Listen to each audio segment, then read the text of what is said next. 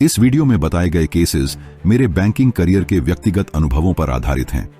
Privacy और confidentiality maintain करने के लिए मैंने जगहों के नाम बदल दिए हैं और साथ ही सृजनात्मक स्वतंत्रता ली है। मेरा उद्देश्य किसी पर आरोप लगाना या किसी को बदनाम करना नहीं है, लेकिन जो चीजें गलत हैं उन्हें गलत कहना मेरा भी नैतिक कर्तव्य है। मैंने 9.5 साल एक पब्लिक सेक्टर बैंक में इंफॉर्मेशन टेक्नोलॉजी ऑफिसर की पोस्ट पर नौकरी की है। 9.5 सालों में से 3 साल मेरी पोस्टिंग मुंबई की एक ब्रांच में रही। इस वीडियो में मैं 3 रियल केस के बारे में बताऊंगा कि कैसे नौकरी में कुछ गलत और बुरे सीनियर्स भी मिल जाते हैं, जो अपने ईगो या किसी स्वार्थवश या टारगेट के प्रेशर के चलते अपने जूनियर से ऐसा कोई काम कराने की कोशिश करते हैं जो बैंकिंग नॉर्म्स के विरुद्ध होता है और जिसके कारण उस जूनियर बैंक ऑफिसर को बैंक द्वारा पनिशमेंट भी मिल सकता है।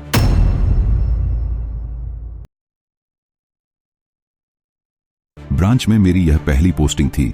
इससे पहले मैंने कभी ब्रांच में काम नहीं किया था, इसलिए ब्रांच की वर्किंग के बारे में मुझे कुछ पता नहीं था और ना ही मुझे इसके लिए बैंक द्वारा कोई ट्रेनिंग दी गई।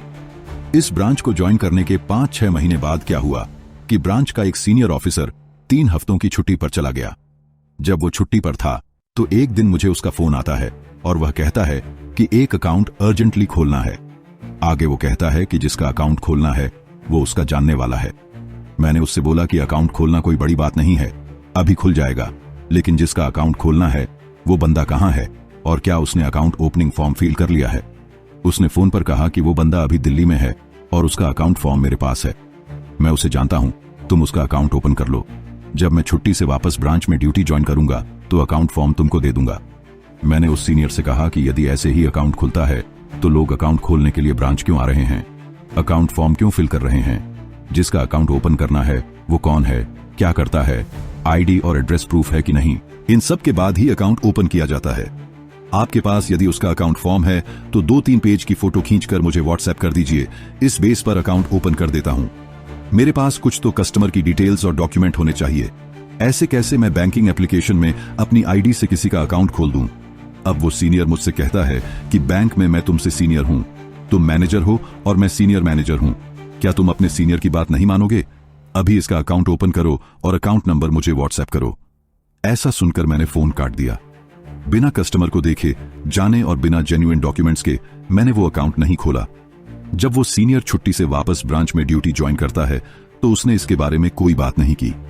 ऐसे बिहेव किया कि जैसे कुछ हुआ ही ना हो, क्योंकि वो जानता था कि उसने जो कुछ कहा वो गलत था। ब्रांच में जब मुझे 1.5-2 साल हो गया था तो एक दिन एक कस्टमर पेमेंट के लिए 2 लाख का चेक लेकर आया। वो एक पुराना कस्टमर था और उसका कंस्ट्रक्शन का कारोबार था। उसका लोन अकाउंट था जो कि जॉइंट अकाउंट था।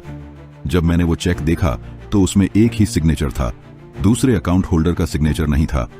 मैंने उससे पूछा कि दूसरा सिग्नेचर क्यों नहीं है, तो उसने कहा कि पार्टनर किसी काम से बाहर गया हुआ है, जब वो आएगा तो तब सिग्नेचर कर देगा। मैंने कहा कि ऐसा नहीं होता है। पेमेंट के लिए जब भी चेक बैंक ऑफिसर के पास लाना है तो चेक में सभी डिटेल्स फिल होने के साथ साथ अकाउंट मंडेट के अनुसार सिग्नेचर होना चाहिए। तुम्हारा ये लोन अकाउंट जॉइंट है, इसलिए अकाउंट से चाहे पेमेंट करना हो या कोई अन्य बैंकिंग रिलेटेड ऑपरेशन करना हो तो दोनों के सिग्नेचर एक साथ होने चाहिए। ऐसा सुनकर वो ब्रांच मैनेजर के कैबिन में चला गया। ब्रांच मैनेजर ने तुरंत मुझे फोन किया और कहा कि ये अच्छे कस्टमर हैं और इनका अकाउंट भी ठीक चल रहा है। इनका पार्टनर किसी काम से बाहर गया है, अभी अवेलेबल नहीं है, इसलिए अभी इनको पेमेंट कर दो, दूसरा सिग्नेचर बाद में ले लेना। मैंने ब्रांच मैनेजर को कहा कि ठीक है, आप अपना सिग्नेचर चेक में कीजिए।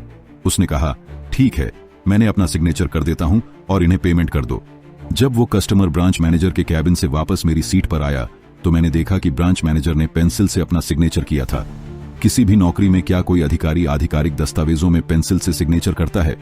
उस ब्रांच मैनेजर ने अपना सिग्नेचर पेंसिल से इसलिए किया ताकि उसका सिग्नेचर देखकर मैं उस कस्टमर को 2 लाख का पेमेंट कर दूं और बाद में वो ब्रांच मैनेजर चुपके से अपना पेंसिल से किया हुआ सिग्नेचर मिटा दे और चेक पर केवल मेरे सिग्नेचर रहें, जिससे कि यदि कल को कस्टमर्स के बीच कोई डिस्प्यूट होता है या बैंक का ऑडिट होता है तो केवल मैं पकड़ा जाऊं और वो ब्रांच मैनेजर बच जाए।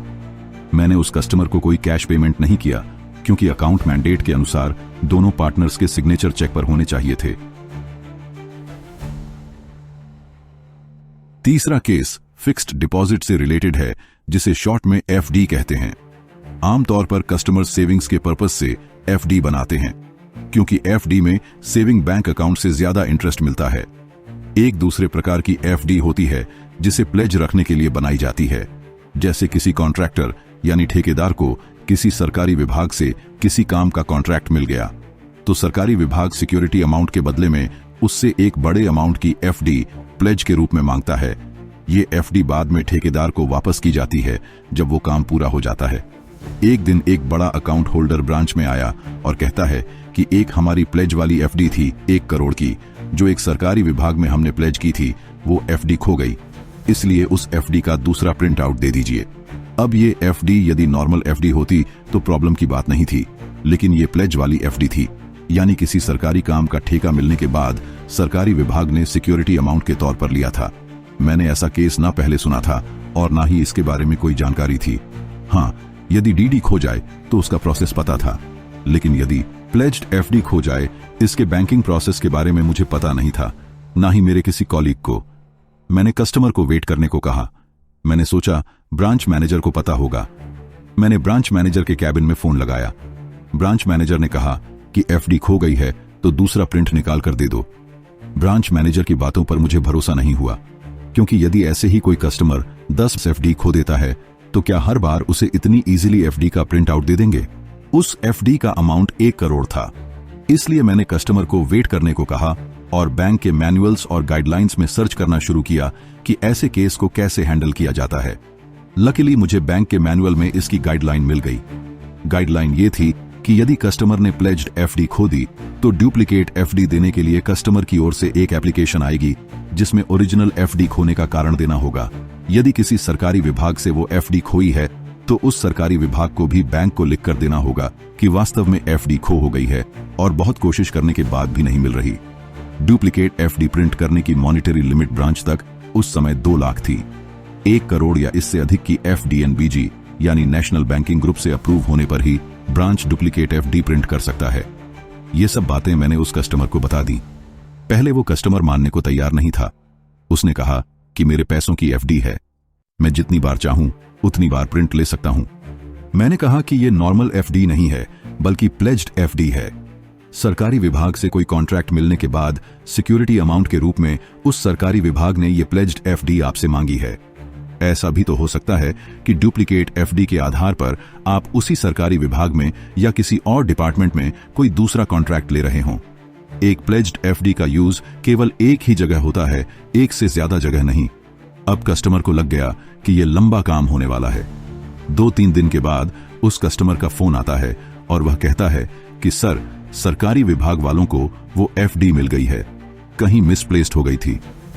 यदि उस दिन मैंने बैंक की गाइडलाइंस नहीं पढ़ी होती तो ब्रांच मैनेजर के कहने पर मैं सीधे दूसरा प्रिंट निकाल कर दे देता, जो कि बैंक के नियमों के अगेंस्ट था। आप चाहे किसी भी नौकरी में हो, एक सीख हमेशा याद रखिए कि अपने डेस्क वर्क से रिलेटेड सभी कामों की गाइडलाइंस आपको पता होनी चाहिए। अपने सीनियर्स या बॉस के केवल मौखिक रूप से कहने पर सीधे विश्वास नहीं करना है।